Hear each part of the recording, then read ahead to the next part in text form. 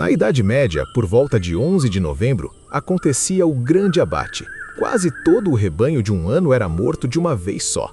Hoje, a gente só abre a geladeira e pega um bife. Sério, isso criava um problema gigantesco. Toneladas de carne que estragariam em dias. A solução não era tecnologia, era química pura. O sal era o petróleo da época. Controlar as rotas de sal era tão estratégico quanto controlar poços de petróleo hoje. Eles usavam tanto que a salmoura ficava densa o bastante para fazer um ovo flutuar. Depois vinha a defumação, por dias, com fumaça de carvalho para criar uma casca protetora. Mas o mais impressionante não é só como eles faziam isso para sobreviver. É que essas técnicas não morreram. O bacon, o presunto, o charque são herdeiros diretos dessa ciência de 900 anos. Então, como exatamente um método de pura necessidade virou a base da gastronomia que a gente ama hoje? Para começar, a resposta está no desespero. A gastronomia foi um efeito colateral da necessidade absoluta de sobreviver entre os séculos X e XV. Sem refrigeração, a vida era ditada por um ciclo brutal: abundância seguida de escassez. O ponto de virada era o dia de São Martinho, 11 de novembro. Era o grande abate. Manter rebanhos no inverno sem forragem era impossível. Então, de repente, uma comunidade tinha toneladas de carne fresca e dias para evitar que tudo apodrecesse. A solução passava pelo porco, o animal perfeito para isso. Manuscritos da época, como o Le Viandier de Taillevent, do século XIV, detalham como praticamente cada parte dele podia ser salva. E para salvar, era preciso sal. O controle das rotas de sal, como as que iam para Lunenburg, na Alemanha, era geopolítica pura. Perder acesso ao sal significava fome. E aqui o abismo social ficava explícito. Camponeses usavam o que tinham: salga pesada e fumaça da própria chaminé. Já a nobreza podia bancar especiarias e técnicas refinadas como o confit, transformando a sobrevivência em ostentação. Essa estrutura toda não era gastronômica, era existencial.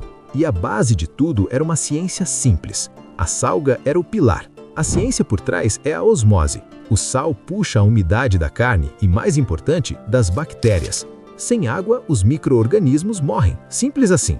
Não é achismo. Registros de mosteiros ingleses do século XIII mostram a compra de centenas de quilos de sal todo outono. Um investimento enorme. O método mais comum era a cura a seco, esfregar sal grosso na carne e empilhar em barris por semanas, às vezes meses. Para cortes maiores, usavam a salmoura, uma solução de água tão saturada de sal que um ovo flutuava nela. É a origem direta do nosso charque. O resultado, claro, era uma carne quase intragável de tão salgada. Era preciso dessalgá-la por horas, às vezes dias antes de cozinhar. Mas só o sal não bastava. Era preciso uma segunda camada de proteção. E aí entrava a fumaça. A defumação era um processo de dias, às vezes semanas, com a carne pendurada sobre fogo de madeira de lei. A ciência aqui é dupla. A fumaça desidrata a superfície, criando uma casca protetora. E, ao mesmo tempo, deposita compostos químicos como fenóis e formaldeído, que são antimicrobianos. A madeira importava. Carvalho e nogueira na França davam sabores distintos. Isso não é teoria. Escavações em sítios vikings como Jorvik, na Inglaterra, revelaram fumadores em larga escala do século IX. Para o camponês, a própria chaminé de casa servia, pendurando linguiças e toucinho para absorver a fumaça do dia a dia. Percebe? O nosso bacon nasceu assim. Mas e se o clima ajudasse? Em lugares mais secos, como no Mediterrâneo, a natureza oferecia outro caminho: a secagem ao ar, na Espanha e Itália. Dispensava a fumaça. A carne era levemente salgada e pendurada em locais arejados por meses. O vento fazia o trabalho, removendo a umidade lentamente.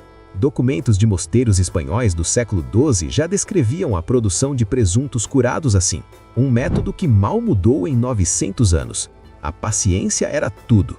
Um pernil de porco de 10 quilos podia levar mais de um ano para curar, perdendo cerca de 30% do seu peso em água. O resultado era um produto denso, complexo. A nossa carne de sol é uma herdeira direta disso. E essa paciência é a chave para entender a profundidade dessa culinária. Agora, para quem tinha dinheiro, existiam métodos mais elegantes. O confit era a técnica da nobreza. O nome vem do francês confire, preservar. A carne, geralmente pato ou porco, era cozida lentamente na própria gordura, Depois era guardada em potes de barro e completamente coberta pela mesma gordura, que criava um selo hermético ao solidificar. A ciência aqui é a exclusão do oxigênio, impedindo a ação de bactérias. O já citado Lavoisier menciona processos parecidos. Um pote de confit durava o inverno inteiro. Para um camponês, usar gordura como conservante era um luxo impensável. A nossa carne de lata mineira usa exatamente o mesmo princípio. Mas a genialidade medieval não parava em barreiras físicas. Eles também aprenderam a usar a própria vida a seu favor, através da fermentação. Basicamente, um apodrecimento controlado. Na produção de salames, a carne moída com sal e especiarias era embutida em tripas e deixada para curar. Nesse processo, bactérias boas consumiam os açúcares da carne e produziam ácido lático. Isso diminuía o pH, criando um ambiente ácido demais para as bactérias ruins sobreviverem. Outro método era o escabeche, popular na Península Ibérica, onde a carne era guardada em vinagre, cujo pH de 2,4 é um conservante brutal. Manuscritos como o Tarquinum Sanitatis, do século XIV, mostram ilustrações de produtores de embutidos, provando que isso era uma indústria estabelecida nas cidades. Todos esses métodos, da salga direta aos embutidos, dependiam de um único recurso, e o controle desse recurso definia poder. O sal era o petróleo da época. Cidades como Veneza construíram impérios sobre seu comércio. Na França, o imposto sobre o sal, a gabelle, foi tão odiado que só acabou na Revolução Francesa, em 1790. O preço era absurdo. Longe das minas, como as de Hallstatt na Áustria, ou das salinas de Guérande na França, o custo disparava. No interior da Alemanha do século XIV, 1 quilo de sal podia valer o dia de trabalho de um artesão qualificado. Salgar um porco inteiro era um investimento massivo. Por isso, as rotas de sal eram vitais e seu controle motivo de guerra. Essa economia ditava tudo. Essa diferença de acesso criava 2 universos culinários paralelos: a cozinha do castelo e a da cabana. A despensa de um camponês continha o que ele mesmo criava. O porco da família era a peça central de sua sobrevivência. Os métodos eram os mais baratos e diretos: salga pesada para durar e a fumaça constante da própria chaminé para criar uma casca protetora. A carne era funcional, não era para ser saborosa, era para ser caloria no inverno. Em contraste, a cozinha de um castelo era um arsenal. O senhor feudal tinha acesso a javali, veado, até cisnes. E, crucialmente, tinha dinheiro. Podia bancar sal em abundância, especiarias raras como pimenta e cravo e aplicar técnicas de luxo como o confit. A carne preservada na nobreza não era apenas para sobreviver, era uma demonstração de poder. A lógica é a mesma de hoje. O que está no seu prato ainda é um reflexo direto do seu poder de compra. Mas a sobrevivência de um camponês não era um esforço solitário, era um esforço comunitário, ditado pelo ciclo das estações. O outono era a estação da matança. Com a chegada do frio, alimentar o rebanho todo se tornava inviável. O abate em massa em novembro era um evento social. Vizinhos se reuniam por dias para processar os animais. O trabalho era intenso e metódico. A carne era salgada, as tripas viravam linguiças, a gordura se tornava banha para cozinhar e o sangue virava morcela. Nada era desperdiçado. Esse ritual era a fronteira entre a abundância do verão e a escassez do inverno. Falhar significava fome para todos. Pense nisso como a linha de montagem da sobrevivência medieval, onde cada peça era vital. E essa logística de sobrevivência logo foi adaptada para um propósito muito maior: a guerra. A carne preservada foi essencialmente a primeira ração de combate da história. Sem ela, campanhas militares e as grandes navegações seriam impossíveis. Exércitos em marcha precisavam de uma fonte de alimento estável e portátil. Barris de porco salgado e biscoitos duros eram o combustível das legiões. Séculos depois, a Marinha Real Britânica ainda dependia do Salt Pork para cruzar os oceanos. O bacalhau salgado e seco, leve e durável, permitiu a era das grandes navegações. Basicamente, eles inventaram o conceito de MRE 1000 anos antes do MRE existir. Mas para a elite, a preservação ia além da pura funcionalidade. Um mito comum diz que especiarias só serviam para mascarar o sabor de carne estragada. A verdade é mais inteligente. Pimenta do reino, cravo e noz moscada possuem potentes propriedades antimicrobianas. Eram uma camada extra de segurança química. O custo, claro, era astronômico. No século XV, em Londres, meio quilo de noz moscada valia o mesmo que 2 ovelhas. Usá-las não era só ostentação, era um investimento na segurança do seu alimento mais caro.